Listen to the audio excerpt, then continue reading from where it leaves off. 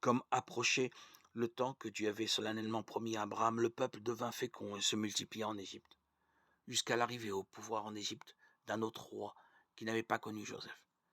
Celui-ci prit des dispositions pour maltraiter nos pères au point de leur faire abandonner leur nouveau-né pour qu'ils ne puissent pas vivre. C'est à ce moment que Moïse vint au monde.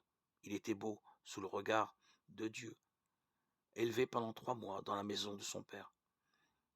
Il fut ensuite abandonné. La fille de Pharaon le retira de là et l'éleva comme son propre fils.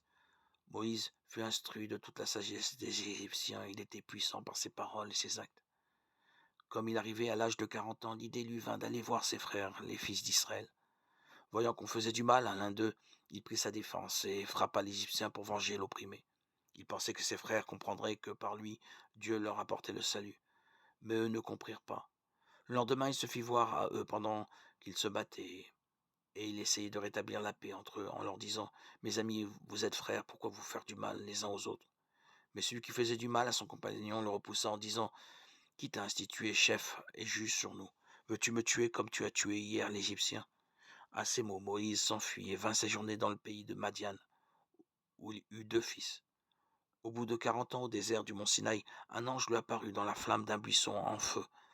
Moïse était étonné de ce qu'il voyait, et lorsqu'il s'approcha pour regarder, la voix du Seigneur se fit entendre. Je suis le Dieu de tes pères, le Dieu d'Abraham, d'Isaac et de Jacob. Moïse se mit à trembler et il n'osait pas regarder.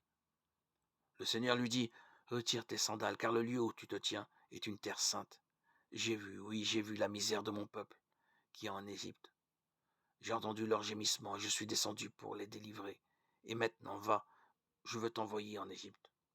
Actes des apôtres 7, 17, 34.